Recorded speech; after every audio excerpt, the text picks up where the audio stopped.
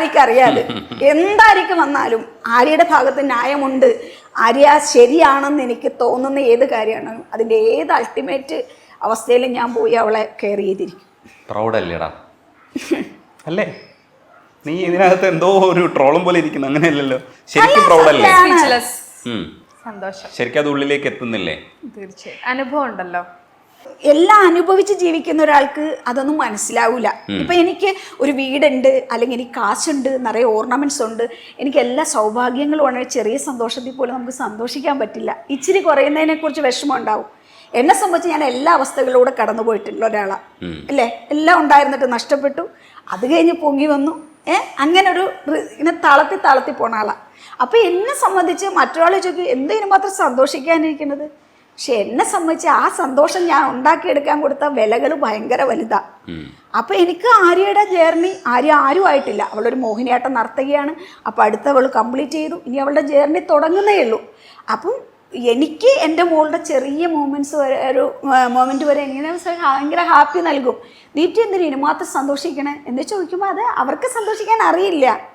ഞാൻ രാത്രിയും പകലും കൊണ്ട് നടന്ന് എൻ്റെ നിഴല് പോലെ കൊണ്ട് നടന്നവളാണ് അവള് ഇല്ലേ. എൻ്റെ നല്ല പ്രായവും എൻ്റെ ജോലി എല്ലാം ഞാൻ അവൾക്ക് കൊടുത്തത്. അതിനകത്ത് എനിക്ക് ഒരു പരിഭവങ്ങളും ഇല്ല, പരാതിയില്ല, ഒന്നും എനിക്കില്ല. എനിക്ക് ആര് നന്നാവണം, നല്ല അറിയപ്പെടുന്ന മോഹിനിയാട്ട നർത്തകിയാവണം, ക്യാരക്ടർ വൈസിൽ സമൂഹത്തിൽ നല്ലൊരു കുട്ടിയായിട്ട് നിൽക്കണം. അവൾ ഒരാളോട് മോശമായിട്ട് പെരുമാറി നിന്നുവരെ എനിക്ക് ആരും എന്നോട് പാടില്ല. എവിടെ ചെന്നാലും ആര്യ പാർവതിയുടെ അമ്മ.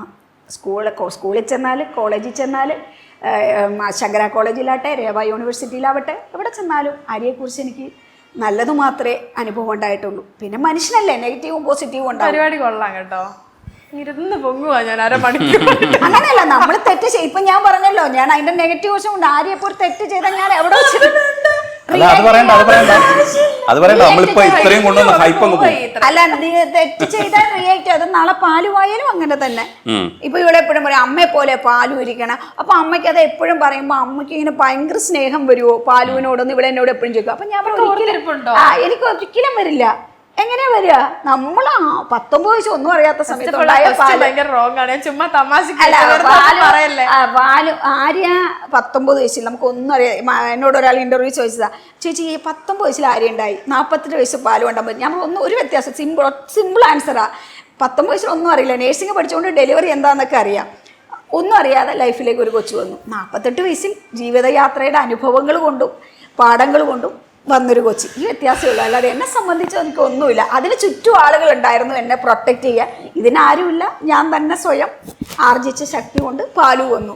ആര്യ കുറച്ച് കെയറിങ്ങിൽ വന്നൊരു കുട്ടി, അവള് നിഷ്കളങ്കമായി ഒന്നും ഇവിടെ ഒരു അമ്മയുടെ അതേ ലാസ്റ്റാണല്ലോ. ഫസ്റ്റ് ഒക്കെ അറിഞ്ഞാലല്ലേ അത്രയും കെയറിങ് ഒക്കെ കിട്ടുള്ളൂ. ലാസ്റ്റല്ലേ നമ്മൾ അറിയുന്നത്. പിന്നെ പ്രസവിക്കാൻ വേണ്ട രജേഷയുടെ ഇന്റർവ്യൂ എടുത്ത് കുറച്ച് ദിവസം കഴിഞ്ഞപ്പോൾ ഞാൻ പ്രസവിച്ചില്ലേ. അപ്പൊ അതിനുള്ള സമയമൊന്നും പാലുവിന് കിട്ടിയിട്ടില്ല. അപ്പൊ എന്നെ പോലെ ഇരിക്കണം എന്ന് പറയണപ്പോ ഇവള് ചോദിക്കണം അമ്മയ്ക്ക് പാലുവിനോട് സന്തോഷമാണ്. ഇവള് പക്ഷെ അങ്ങനെ എപ്പോഴും വെച്ചിട്ടു അമ്മയെ പോലെ. അപ്പൊ എനിക്ക് ദേഷ്യം വരും ഇങ്ങനെ. അല്ല, എന്നാലും നമുക്ക് വിഷമല്ലേ. എനിക്ക് ചിന്ത എന്നറിയാം, ഇവൾക്ക് അതുകൊണ്ട് എന്തെങ്കിലും വിഷമാകണോണ്ടാണ് ഇവള് ഇങ്ങനെ പറയുന്നത്. ഞാൻ അംഗീകരിക്കുകയില്ല എന്നെ പോലെ പാലിരിക്കുന്നത്. അംഗീകരിച്ചില്ലെങ്കിലും അമ്മയെ പോലെ തന്നെ അതുകൊണ്ടാ കൊച്ചിനെ ഇപ്പൊ പോയി കട്ടൊക്കെ വെട്ടിച്ച് ഞാൻ ഇച്ചിരി വ്യത്യാസം ഇപ്പൊ കൂടിയുള്ളൂ. കുറച്ചുകൂടെ നല്ല ഞാൻ എന്റെ അച്ഛന്റെ സൈഡിലേക്ക് പോലെയാണ്, മൂക്കും എല്ലാം. അമ്മ ചാമ്പങ്ങ മൂക്കൊക്കെ കൊള്ളത്തില്ല.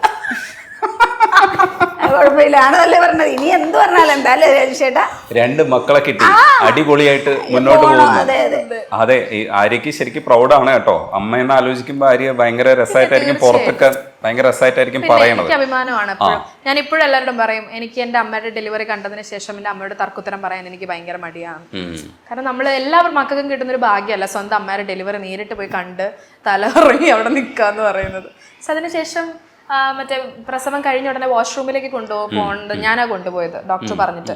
കാരണം ഇത്രയും പ്രായ വ്യത്യാസവും എനിക്ക് ടെൻഷൻ അടിച്ച് നിൽക്കുന്നതുകൊണ്ട് ടോളസ് ഡോക്ടറിന്റെ അടുത്ത് പറഞ്ഞ് അകത്തേക്ക് പൊക്കോളൂ, അപ്പൊ ഇതിന്റെ മെറ്റേണിറ്റി പാഡൊക്കെ ഉണ്ടല്ലോ, അതും കൊണ്ട് ഞാൻ അകത്തേക്ക് വരുമ്പോൾ അമ്മയുടെ കൂടെ വാഷ്റൂമിനകത്തേക്ക് കയറുന്നത് ഞാനാ. അവിടെ കണ്ട കാഴ്ചകളെല്ലാം ഏത് മക്കൾ കണ്ടാലും ഒരിക്കലും നമ്മൾ നമ്മുടെ അമ്മമാരോട് ഒരു വാക്ക് പോലും കറുപ്പിച്ച് പറയാൻ നമുക്ക് തോന്നില്ല. അതുപോലെയായിരുന്നു. എനിക്ക് ബഹുമാനം മാത്രമേ ഉള്ളൂ ഈ ഒരു സ്ത്രീയോട്. ഞങ്ങൾക്കും അതെ, സന്തോഷം. അപ്പൊ നല്ല ഞാൻ പറഞ്ഞില്ലേ രേഷേട്ടാ, ഞാൻ ഒത്തിരി സംസാരിക്കും, പക്ഷെ എനിക്ക് ഇഷ്ടപ്പെട്ട സ്ഥലത്ത് മാത്രമേ സംസാരിക്കുള്ളൂ. ആ അതെനിക്ക് ഏറ്റവും ഞാൻ പറയുന്നതിനെ ആ രീതിയിൽ ഒരു സ്പേസിൽ എടുക്കുന്ന സ്ഥലങ്ങളിൽ സംസാരിക്കാൻ ഇഷ്ടം. എനിക്ക് വളരെ ഇതാണ് എൻ്റെ ലോകം ഇവര്, അല്ലാതെ അതിനപ്പുറം ഒരു ലോകങ്ങളും ഇപ്പൊ പാലുവിന്റെ ലോകം. നേരത്തെ ആര്യ, ഡാൻസ്, പാട്ട്. ഇനി ഇവളുടെ കരിയറിൽ ഉയരണ കാണണം. അത്ര കാണിച്ചു തരാം. ഞാൻ പറയാം, ആര്യയുടെ ഒരു സിനിമ, 2 ഭരതനാട്യം, ശരിയായി ഇപ്പൊ ശരിയായി, മൊത്തം തെറ്റി. അപ്പൊ മോഹിനിയാട്ടം, ആ മോഹിനിയാട്ടത്തിലും സിനിമയിലും കുറച്ച് നന്നായി ആര്യ പെർഫോം ചെയ്യുന്നത് കണ്ടു കഴിഞ്ഞാൽ അമ്മ ഓക്കെ ആണ്. സമാധി. ഞാൻ സിനിമ കാണില്ല എന്ന് ആര്യോട് പറഞ്ഞിട്ടുണ്ട്. ഞാൻ ഇനി ആര്യ സ്ക്രീനിൽ ഞാൻ കണ്ടിട്ടേ ഇല്ല. ശബ്ദം എടുത്തേക്കാ? ശബ്ദമല്ല, അതെന്റെ ഒരു ആഗ്രഹം. എനിക്ക് കുറേ സിനിമ ചെയ്യണമെന്നല്ല, ഒരു സിനിമയിൽ അവളെ സ്ക്രീനിൽ കാണണം എന്ന് വലിയൊരു ആഗ്രഹമാണ്. പിന്നെ ഞാൻ അങ്ങോട്ട് കഴിഞ്ഞു. അല്ല, അതെന്നു വെച്ചാൽ അത് ഞാൻ എന്താ ലാസ്റ്റ് കണ്ട ഏത് സിനിമ ആര്യ? ബാഹുബലി എന്നാണ് അല്ലേ അന്ന് കണ്ട. പിന്നെ ഇന്നുവരെ ഞാൻ തിയേറ്ററിൽ പോയി സിനിമ കണ്ടിട്ടില്ല. അന്ന് ഞാൻ ആര്യോട് പറഞ്ഞു, ഇനി എന്നാ നിന്നെ ഞാൻ സ്ക്രീനിൽ കാണണോ അന്ന് ഞാൻ സിനിമ കാണും. അത് വേറൊന്നും അല്ല, നടക്കട്ടെ. അത് എന്നോട് പലരും പറയും, ആര്യയ്ക്ക് അത്രേ കഴിവുണ്ട് എന്ന് പറയണ കൊണ്ടാണ്. പിന്നെ അതിന് സിനിമ ചെയ്തില്ലെങ്കിലും പ്രശ്നമില്ല. നല്ല ഒരു മോഹിനിയാട്ട നർത്തകിയായിട്ട് അല്ലേ, നീന പ്രസാദിനെ പോലെ അല്ലെങ്കിൽ മേതിൽ ദേവിക മാഡത്തിനെയൊക്കെ പോലെ നല്ലൊരു മോഹിനിയാട്ട നർത്തകിയുടെ, ആര്യ പാർവതിയുടെ അമ്മ എന്നറിയുന്നതും വളരെ സന്തോഷം. അവൾ സ്വന്തമായിട്ട് ഐറ്റങ്ങളൊക്കെ കൊറിയോഗ്രാഫി ചെയ്ത് അവളുടെ കുറേ ശിഷ്യഗണങ്ങളൊക്കെ ആയിട്ട് ഇങ്ങനെ നിന്ന് കാണുന്നത്, ഞാൻ അവളെ കൊണ്ടു നടന്ന പോലെ അവളുടെ സ്റ്റുഡൻസുമായിട്ട് അവൾ നിൽക്കുന്ന ഒരു മൊമെന്റ് എന്നെ സംബന്ധിച്ച് ഇപ്പോഴും സ്റ്റുഡൻസ് ഉണ്ട്. അല്ല, അതല്ല, അവള് സ്വന്തമായിട്ട് ഐറ്റങ്ങൾ കൊറിയോഗ്രാഫി ചെയ്യണം, പാട്ട് കമ്പോസ് ചെയ്ത് അവള് കൊറിയോഗ്രാഫി ചെയ്ത് അവള് നല്ലൊരു മോഹിനിയാട്ട നർത്തകി എന്ന് പറഞ്ഞാൽ അറിയുന്നത് അത് വളരെ സന്തോഷമാണ്. സിനിമ സ്വന്തം ക്രിയേറ്റിവിറ്റിയിൽ പെർഫോം ചെയ്യുന്ന ഒരു ആര്യയും ശിഷ്യഗണങ്ങളെയും കാണണം. അതെ, അതാണ് അത്. ആര്യ പാലുവിനൊരു പാഠമാണ് തീർച്ചയായിട്ടും. എൻ്റെ ജീവിതത്തിലെ ആര്യ എന്ന കുട്ടി, അവള് വേറെ ആരും പ്രതിദാനം ചെയ്യണ്ട. പാലുവിനെ ആര്യയെ കണ്ട് പഠിച്ചാൽ മതി. എൻ്റെ ചേച്ചി ഇങ്ങനെയാണ്, ഒരു എയിമുള്ളിൽ ചേച്ചി എത്തുമ്പോഴാണ് പാലുവിനും ആ ജേർണി എൻ്റെ ലൈഫിൽ ഞാനും ആയിത്തീരണം എന്ന് അവൾക്ക് വേറെ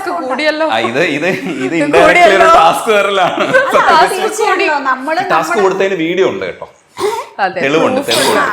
നമ്മുടെ വീട്ടിലെ മൂത്തൊരാളുണ്ടെങ്കിൽ അയാളെ കണ്ടു വേണമല്ലോ ഇളയാള് പഠിക്കണം. അപ്പം എൻ്റെ ചേച്ചി അത്രയും നിൽക്കുമ്പോൾ ഞാനും തീർച്ചയായിട്ടും അവിടെ എൻ്റെ ഒരു സൈഡിലെങ്കിലും എത്തണം എന്നൊരു കുഞ്ഞിക്ക് തോന്നണം. അവൾക്ക് ഡാൻസും പാട്ടിലേക്ക് ലൈഫിന്റെ ക്യാരക്ടർ വൈസ് ആണ് ഞാൻ പറഞ്ഞിട്ട്, അല്ല ഡാൻസും പാട്ടും അവൾക്ക് ഇഷ്ടമുണ്ടെങ്കിൽ അവൾ പഠിക്കും, അത്രേ ഉള്ളൂ. നമ്മളെ സംബന്ധിച്ച് അവൾ ലൈഫിൽ എന്താണോ ആഗ്രഹിക്കുന്നത് ഇവളെ വിട്ട പോലെ തന്നെ അവളെയും വിടും. പക്ഷെ ആര്യ അവൾക്കൊരു എന്താ പറയാ, ഉണ്ടാവും. പാലുവിനെ കുറിച്ചുള്ള കുറെ സ്വപ്നങ്ങളൊക്കെ ഞങ്ങൾ കണ്ടു. എവിടെയായിരുന്നു? അപ്പൊ തീർച്ചയായിട്ടും 2 മക്കളും ഭയങ്കര രസമായിട്ട് വളരട്ടെ, ഭയങ്കര സന്തോഷമായിട്ട് പോട്ടെ. അമ്മ ഇപ്പൊ തന്നെ ഞങ്ങളുടെ സ്റ്റാറാണ്, നാളെ വീണ്ടും സ്റ്റാറായിട്ട് തന്നെ തുടരട്ടെ. മക്കളൊക്കെ വിചാരിക്കുന്ന ഒരു തലത്തിലേക്ക് എത്തട്ടെ. എല്ലാ മക്കളും, അതെ, സമൂഹത്തിലെ എല്ലാ മക്കളും അച്ഛനെ അമ്മയെ സ്നേഹിച്ച് സന്തോഷമായിട്ട് അവരെ ഇങ്ങനെ ചേർത്ത് പിടിച്ച് ജീവിക്കുന്ന മക്കളായിട്ട് മാറട്ടെ. അതാണ് എൻ്റെ പ്രാർത്ഥന. നമ്മൾ കേട്ടത് വാർത്തകളൊക്കെ ഇനി ഉണ്ടാവാതെ സമൂഹത്തിലുള്ള കുഞ്ഞുങ്ങളും നല്ല മക്കളായിട്ട് ഒരമ്മയുടെയും അച്ഛൻ്റെയും കണ്ണ് നിറയാതിരിക്കട്ടെ. അതാണ് എൻ്റെ പ്രാർത്ഥന. Thank you. Thank you.